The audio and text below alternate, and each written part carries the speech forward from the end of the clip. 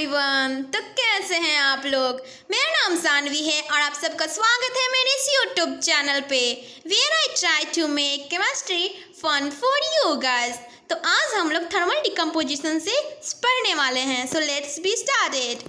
Thermal decomposition when decomposition is carried out by heating. एक ऐसा decomposition जो होता है किसके द्वारा, हीटिंग के द्वारा।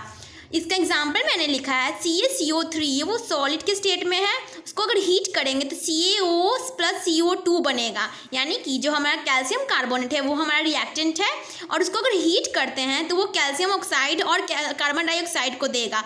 कैल्शियम ऑक्साइड जो है हमारा वो सॉलिड के फॉर्म में रहेगा और कार्बन डाइऑक्साइड जो है हमारा वो गैस के फॉर्म में रहेगा।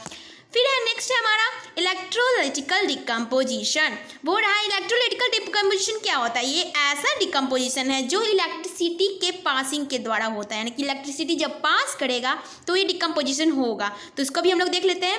एक एग्जाम्पल है लिखा हुआ मैंने, H2O वो लिक्विड के फॉर्म में, यानी कि वाटर जो है हमारा लिक्विड के फॉर्म में, अगर उसको इलेक्ट्रिक करंट देंगे तो वो हाइड्रोजन गैस के रूप में निकलेगा और ऑक्सीजन गैस के रूप में ब्रेक डाउन होकर निकलेगा, ठीक है, डिकम्पोज होकर निकलेगा। फिर तीसरा है हमारा फोटोलिसिस डिकम्पोजिशन। फोटोलिसिस डिकम्पोजिशन कहने का मतलब क्या है, एक ऐसा डिकम्पोजिशन जो सनलाइट के प्रेजेंस में होता है। एक ऐसा डिकम्पोजिशन जो किसके प्रेजेंस में होता है, सनलाइट के प्रेजेंस में होता है। फिर हम लोग उसको भी देख लें।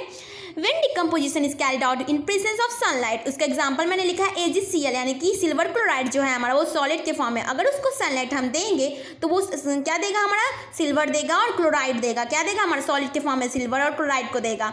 मैंने इसको लिखा है जो हमारे एग्जाम के लिए बहुत ज़रूरी है, उसको मैं देख लूँ। एवम reaction is use in black and white photography. बोल रहा है कि ये जो रिएक्शन लिखा हुआ है ये किस में यूज होता है, ब्लैक और वाइट फोटोग्राफी में यूज होता है। ये एग्जाम के लिए बहुत नेसेसरी है, इसको आप लोग याद रख करिएगा। फिर हमारा डिस्प्लेसमेंट रिएक्शन। डिस्प्लेसमेंट रिएक्शन क्या होता है, the reaction in which more reactive element displaces less reactive element. एक ऐसा डिस्प्लेसमेंट रिएक्शन, ऐसा रिएक्शन जिस जहाँ मोर रिएक्टिव यानी कि बहुत ज़्यादा रिएक्टिव जो एलिमेंट है वो डिस्प्लेस कर देता है किसको, लेस रिएक्टिव एलिमेंट को, फ्रॉम इट्स सॉल्यूशन। कहाँ से, सॉल्यूशन से। फिर है हमारा उसका एग्जांपल मैंने लिखा है आयरन। Fe जो है हमारा आयरन है, CuSO4 जो हमारा कॉपर सल्फेट है वो किस में है, एक्वस के सॉल्यूशन में। एक्वस सॉल्यूशन क्या था हमारा, जिसका क्या बोलते हैं, सॉल्वेंट क्या था, वाटर था, वाटर उसका क्या था, सॉल्वेंट था। फिर है हमारा Fe, जब इसको हम लोग क्या करेंगे, रिएक्शन करवाएंगे तो ये डिस्प्लेस होकर कैसे चला जाएगा, FeSO4 बन जाएगा, FeSO4 बन जाएगा और Cu जो है वो Cu जो है सॉलिड के ऊपर, सॉलिड के रूप में बाहर निकल जाएगा, यानी कि कॉपर जो है हमारा सॉलिड के रूप में बाहर निकल जाएगा। फिर चौथा है हमारा डबल डिस्प्लेसमेंट रिएक्शन। करने का मतलब, डबल डिस्प्लेसमेंट करने का मतलब क्या, डबल डिस्प्लेसमेंट करने का मतलब है एक ऐसा रिएक्शन जहाँ न्यू कंपाउंड जो होता है वो फॉर्म करता है, म्यूचुअली अपना एक्सचेंज करता है आयन को किसके बीच में, दो कंपाउंड के बीच में। बोल रहा है a reaction in which new compounds are formed by mutual exchange of ions between the compounds। ये म्यूचुअली एक्सचेंज क्या करता है, आयंस को किसके बीच में, दो कंपाउंड के बीच में। फिर यहाँ पे लिखा हुआ है Na2, सोडियम सल्फेट जो है हमारा, फिर सोडियम सल्फेट जो है हमारा वो एक्वस के सॉल्यूशन में, वाटर इसका सॉल्वेंट है। PaCl2 जो है हमारे बेरियम क्लोराइड जो है वो हमारा वो भी एक्वस के सॉल्यूशन में, अगर उसके बीच में रिएक्शन करवाएंगे तो BaSO4 हो जाएगा, बेरियम सल्फेट हो जाएगा और 2NaCl बन जाएगा। किसके फॉर्म में रहेगा, एक्वस के फॉर्म में। सोडियम क्लोराइड किसके फॉर्म में रहेगा, एक्वस के फॉर्म में। तो यहाँ पे देख लें Ba2+ जो हमारा आयन बना और SO4 जो बना वो भी हमारा आयन बना, तो उसको देख ले तो क्या यहाँ पे क्या बन रहा है, BaSO4 बना। क्या रिएक्टेंट, मेन रिएक्टेंट क्या बना, BaSO4। एग्जाम्पल के हिसाब से BaSO4 बना ना। फिर एक और हमारा टर्म आता है प्रेसिपिटेट। प्रेसिपिटेट कहने का मतलब क्या, प्रेसिपिटेट कहने का मतलब है it is an insoluble solid that emerges from liquid solution. बोल रहा है एक ऐसा इनसॉल्युबल सॉलिड, यानी कि ऐसा सॉलिड है जो सॉल्युबल नहीं है, वो इमर्ज करके किस में बन जाता है, लिक्विड के सॉल्यूशन में क्या हो जाता है, इमर्ज हो जाता है। फिर हमारा है पांचवा है oxidation and reduction. Oxidation and reduction, तो उसको भी देख लें। Oxidation, the addition of oxygen to substance.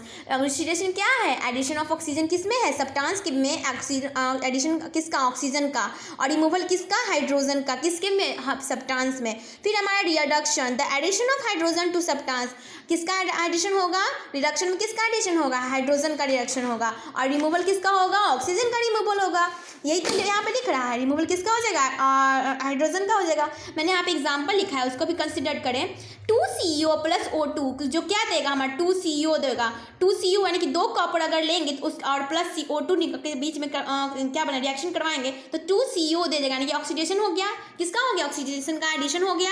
फिर यहाँ पे देखिए CuO लेते हैं, यानी कि कॉपर ऑक्साइड लेते हैं और H2O कर लेते हैं, अगर H2 ले रहे हैं तो उसके बीच में अगर रिएक्शन करेंगे तो Cu प्लस H2O यानी कि एडिशन किसका हुआ? ऑक्सीडेशन का। एडिशन किसका हुआ? सॉरी, हाइड्रोजन का क्या हुआ? ऑक्सीडेशन हो गया और O का क्या हो गया? रिडक्शन हो गया। तो अगर ये एक ही रिएक्शन में ये दोनों प्रक्रियाएं अगर होती हैं तो उसको क्या बोलते हैं हम लोग? रिडॉक्स रिएक्शन बोलते हैं। उसको क्या बोलते हैं हम लोग? रिडॉक्स रिएक्शन बोलेंगे। Effect of oxidation in daily life. Daily life में हमारा कौन कौन सा इफेक्ट है? पहला है हमारा कोरिजन। कोरिजन क्या होता है? कोरिजन को भी देख लें हम लोग। कोरिजन एक ऐसा प्रोसेस है when a metal is exposed to substance such as a layer of oxide is formed.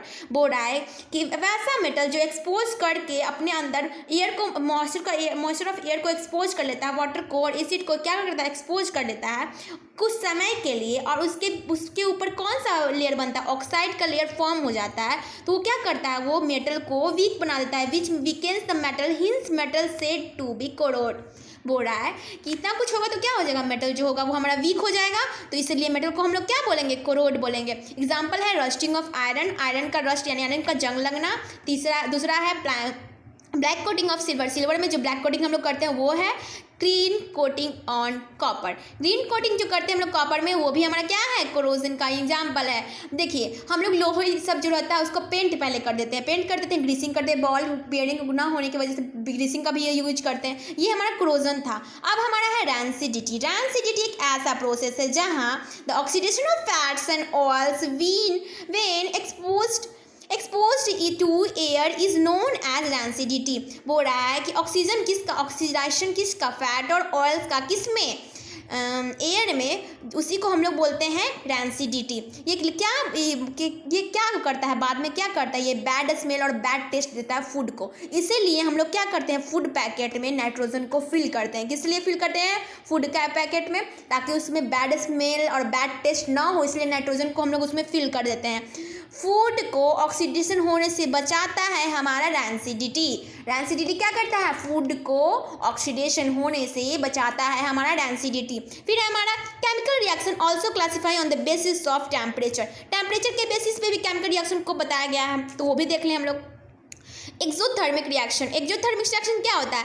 Reaction in which heat is released along with formation of product. वैसा रिएक्शन जहाँ पे हीट जो है हमारा रिलीज करता है किसके फॉर्मेशन पे? प्रोडक्ट के फॉर्मेशन पे। वैसा रिएक्शन क्या होता है? एक्सोथर्मिक रिएक्शन होता है। ओके।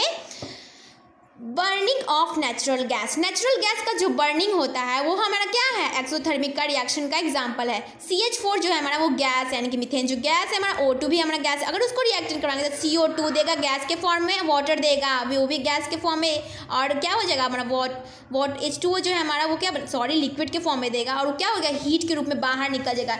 हीट क्या निकलेगा? हीट रिलीज होगा, तो हमारा एक्सोथर्मिक रिएक्शन हो गया। फिर है हमारा endothermic reaction. In the reaction which requires energy in the form of heat, यानी कि एक्सोथर्मिक रिएक्शन एक ऐसा रिएक्शन है जहाँ पे हीट जो होता है हमारा वो रिक्वायर, उनको जरूरत पड़ती है।